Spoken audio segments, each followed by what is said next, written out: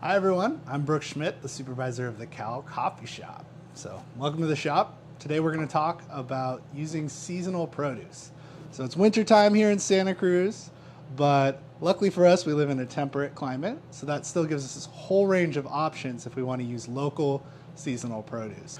When you're thinking about winter produce, you sometimes want to go towards cuisines that are towards colder climates. So I tend to cook a lot of Ukrainian and Russian food this time of year. I tend to go to northern China. I tend towards Canadian types of food. Poutine's great. But I especially really like just a hearty winter soup, which is what we're gonna do today. So here are some staple winter ingredients that I just pulled out of my fridge at home and brought up here. They don't necessarily even look the best, but this is what I have in my larder at any given time. So I've got some Yukon Gold potatoes that I got at the farmer's market. I got all of this at the farmer's market last week. I've got a parsnip, I've got a carrot, a red onion, a head of Savoy cabbage, some kale that I've already stripped off the best parts for a salad yesterday, and I've got a couple persimmons in the fridge. And all I'm gonna do here is I'm gonna take these ingredients and I'm gonna throw them into a pot, and I'm gonna just make a simple vegetable soup. And it's a really great thing to have in your fridge. It's really affordable. It's a great thing to do with vegetables that start to look a little bit sad towards the end of the day, so you want to be careful. You might not want to use that in a salad, but it's great in a soup. So stone soup is often what this is called. It's just whatever you have, throw it in the pot. So this isn't an exact recipe. This is just a soup recipe. So when I'm prepping, I like to really try to keep as much of my prep time minimalized as possible. So the best thing to do when you're prepping to keep your prep time to a minimum is to work in order of ingredients for what takes the longest to cook to what takes the shortest amount of time to cook. So I've actually arranged these vegetables in order. And my idea here is I'm gonna take my potatoes, throw them into the pot and start cooking them as I'm cutting my way through the rest of the vegetables. So you can throw things in the pot, turn around, give them an occasional stir, and work your way through. And by the time you're finished cutting the next vegetable, it's ready to go into the pot, so you can stagger. The only spices I'm gonna use in this soup are salt and a little fresh cracked pepper. I toasted these peppercorns on the stove till they were snapping nicely. It's similar to roasting coffee. You wait until there's like a crack, and then I'm just hitting these with the mortar and pestle to try to give a nice little texture to it. I don't want it to be perfectly ground and I don't want it to be too coarse. I want to have a little bit of both. So I just move around in a circle like this. There's different kinds of mortar and pestles. The Thai pestle is called a pok pok because of the sound it makes when you go like this. It's pok pok pok pok. But with these soapstone mortar and pestles, I like just working around in a circle, and I've got some that's really finely ground and some bigger pieces, and that's going to give some texture and depth. So for simplicity's sake here, I'm going to divide into a couple groups. I'm going to do our roots here together and our leafy greens, and we're throwing a little persimmon in here for some sweetness and balance. So first off, we're going to chop our potatoes, our parsnips, our carrots, and our onions. So with the potatoes, I'm going for a cut. I don't cut things into squares. As you can see, not one of these vegetables is square. Everything is round or oblong. So when I cut things in a natural style. So I'll take a potato, I cut it in half, I cut it in half again, and then I make radial cuts. So heading towards the center, but in wedges. And I like a nice thick piece of potato. And as I am making these kind of cuts, I'm putting the tip of my index finger on the knife here, and I'm pulling and drawing the knife. Remember, with knife cuts don't come from pushing down. It comes from drawing the blade across. It's from the shear. So now that I've got this going, I'm gonna take my pot, I'm gonna put it on the stove, turn it on to about medium high, and I'm gonna put a little bit of olive oil in the bottom here. I'm gonna let that come up to temp until it's nice and shimmery so that when it hits, it makes contact. You really don't want to throw things into oil when the oil is cold. It's gonna make things taste greasy. What you really want is the oil is hot, and hot oil is gonna make contact and create a heat seal around it. So it's not gonna penetrate, it's just gonna lubricate and make it so that it moves around the pan without sticking. If you throw things into cold oil, it's gonna soak in and then it's going to make things taste greasy. So you always let things come up to temp. Even if it's right on the edge of smoking, that's okay. All right, we got our parsnip and our carrot. I really like parsnips. They're an underutilized vegetable, but they have some fantastic flavor. In general, for vegetable soups, if you have the time, it's nice to just give these a quick peel. So I'm just dragging my peeler across. Peelers can give you some nasty cuts, so you really want to always pull away from yourself with peelers if you can. With citrus, sometimes it does become necessary to peel towards yourself to get a good grip on it. But see how I just spin it around and get the bottom here? We'll give these a quick rinse. Now, same thing with the carrot and the parsnip. So we've got our parsnip. We're getting ready to get this going in the pot. I'm going to cut off the end here. Then there's two sections to a parsnip or a carrot that's tapered like this. I find it a lot easier to try to cut it in half this way so that this is going to be cut very differently than this is. So this I'm going to split in half. I'm going to split this in half. I'm going to take the narrow section and I am going to just cut this into slices. So I've got little half moons here, and I'm going to take this section and I want to get roughly the same thing. So what I'm going to do is I'm going to slip this in half again, and then I'm going to cut this in the same way. So I'm getting little wedges, a little bit bigger. I could have split it into thirds if I wanted to get them absolutely perfect, but once again, I don't mind a little bit of texture and change. As long as they're the same thickness, they're going to cook about the same. What you don't want to do is make a cut where one of these is this thick and one of these is this thick. All right, and now we can throw our parsnips into the pot. This carrot is really nice because it's actually the same length all the way down. So I'm going to cut off the end here. I'm going to slip it in half. When you're pushing down, try to, as you saw, I cleared my fingers out of the way because sometimes your knife can slip. A dull knife is especially going to slip, and you're much more likely to cut yourself with a dull knife than you are with a sharp knife. So this knife's pretty sharp. I do need to put a little bit more of an edge on it, but same thing. I'm going to go a similar size. As you can see, I'm anchoring the tip of the knife here, and I'm just rocking the knife all the way down. And then our onion, our last root vegetable here. So I like to slip it in half first. You can cut off the ends prior when it's fully round, but you tend to lose a little bit more volume that way. If you cut it in half first, it gives you 2 more cuts, but look how little I'm cutting off. You'd probably cut off about twice that much off the ends if you were cutting it off before halving it. Then give it a quick peel. It's a nice onion right here. And I'm going to do what's called a matchstick cut. Once again, I'm not cutting it into squares. I'm looking at these lines here, and I'm making a radial cut. So I'm anchoring, I'm turning my knife at the angle that goes with it. I'm holding it with my claw. I'm just coming in. As I go, as you see, once I get to the top here, it's vertical.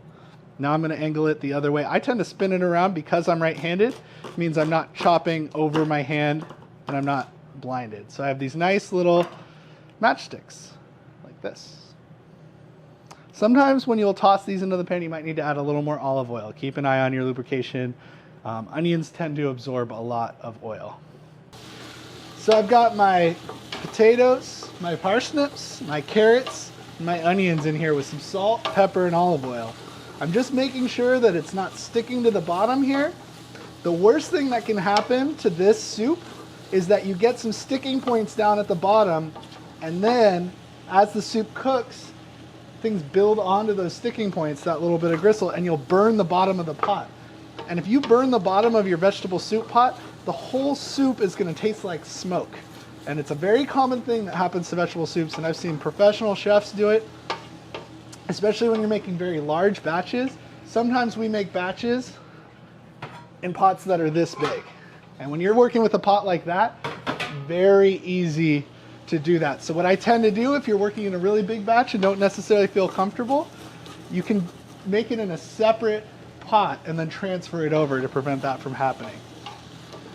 But what this does by sauteing is gives a little bit more edge and flavor by browning the edges and softening things before you boil it. Because boiled vegetables taste okay, but sauteed vegetables taste a lot better. And it's a great way to incorporate some fat into an otherwise vegan recipe. So now we've got our cabbage and our kale. Cabbage, pretty simple. There's a million things you can do with it. We will be exploring fermenting cabbage a lot later this quarter. But for this, we're just going to be rough chopping some cabbage. So I like to slip it in half. Then you've got this heart here at the bottom. So what you want to do is make a wedge cut. So I follow that line and I rock the knife back and forth. And this one is towards myself, so I want to be careful. I'm rocking the knife back and forth. And then you should be able to just pull out the heart of the cabbage.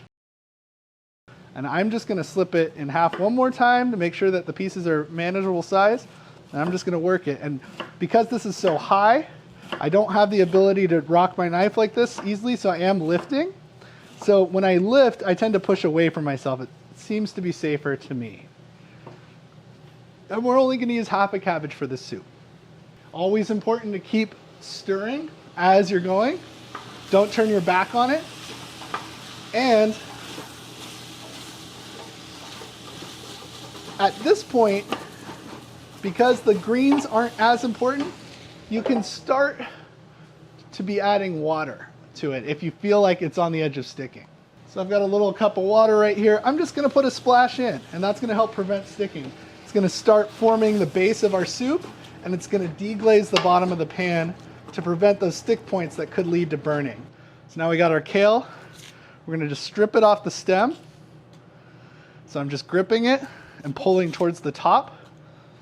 All right, and lastly, we've got our persimmons. This isn't super common to throw into a vegetable soup, but I had them in the fridge, and it's stone soup, so whatever's here.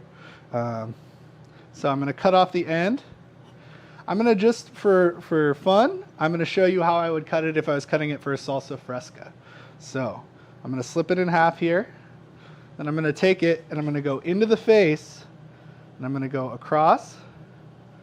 And I'm working my knife. There's a sticking point here, so sometimes you got to be careful. So I've got that. That was the seed that I was sticking on. So I slid past that and pull out the seed. It's not super predictable where you can always find the seeds in persimmons. They tend to dance around. Then I'm just going to score it into these vertical strips, and what I get is these nice salsa fresca-like chunks. So for each half, I'm going to slip it twice, so into 3 pieces, so you'll get 6 sections. Sometimes the skin is a little tougher. You might find it fights against your knife. You might want to slip over. It's easier to cut into the flesh than it is into the skin. That's true of pretty much all fruit. A note on persimmons is that persimmons can be extremely astringent. This is a late season persimmon that is cured in the fridge for about 4 weeks. However, if this were a fresh persimmon that was semi-hard, it would not be ready to eat yet. So what you can do with a persimmon is cut it into these shapes while it's hard, and then soak it in a little bit of lemon juice, vinegar, salt, and sugar for about an hour. And that'll ripen it to the point where it's ready to eat. And you can break down some of those really astringent tannins that kind of coat your mouth and make it feel cottony. Gonna check on my soup again. Keep stirring. It's looking real nice. Some great aromas coming out. So now we've got all our stone soup elements in the pot. I'm gonna add a little water, and I'm gonna add a bay leaf from the forest outside. And I'm gonna tell you the story of stone soup. So the story of stone soup is that a couple of hungry travelers come to a village with nothing in their pockets, and they're very hungry, and they ask if they can eat anything, and the villagers don't really want to share their soup. So the travelers take out a pot, fill it with water from the river, and put a stone in it, and put it over a fire and start boiling it. The villagers, curious, walk by and say, "What are you making?" They say, "We're making stone soup. We're going to share it with everyone. It's so delicious. But it does need a little something, so if you have anything you can throw into the pot, that's great." This goes on all day, and villagers begin pulling out one thing at a time and throwing into the pot. There's cabbage, they add some carrots, they add some potatoes. By the end of the day, it's a rich, rolling, boiling vegetable soup with all these different ingredients, and the travelers fish out the stone because you can't eat it. But they've turned this into this magical soup, and all the villagers eat together, and the travelers as well. So that's the story of stone soup. It shows that you can share. Feel free to do this with your friends or your housemates. And I think really, in particular with housemates, this is something to think about, because everyone with their separate shelves on the fridge has their own little things, and sometimes you might not have enough to make a meal, but you can pool your resources and make something greater than the whole. And stone soup is a perfect example of that. You can put meat in it, you can put dairy in it, you can garnish it with sour cream. It's whatever you have. It's whatever anyone has to offer. So it's a great way to share and pool resources. Everyone throws something into the soup. And that's what makes stone soup so beautiful. So now we've added our water. I tend to add enough water that it's floating above and boils down. And you can boil it for anywhere from a half hour to 3 hours. It depends how broken down you want the pieces to be. I recommend tasting as you go. Also, the soup is going to taste better and better. What happens with soups and with a lot of things is after it's cooked, when things are cooking, you're throwing them into molecular chaos. The heat is scattering electrons and atoms all over. You're breaking down proteins and amino acids. Things are scattering to the winds. But when you allow it to stop and rest, there's a process that happens called repolymerization. And these ions that formed bonds, covalent bonds before, are attracted to each other and come back together. So flavor starts to develop as you sit. If you can manage it, letting things rest and wait is a really important part of cooking. So cook it over the stove, turn it off, let it sit for a half hour, and then turn it up to a gentle simmer to heat it up and serve if you can. So I'd recommend, if you're making this, to start it in the early afternoon. Maybe you're studying, reading, chop a few things, take a break, check on it, and by 5 or 6 you'll have a delicious soup that you can eat all day, and it keeps great in the fridge as well. So, thanks for coming along to the Cowell Cafe and learning about stone soup.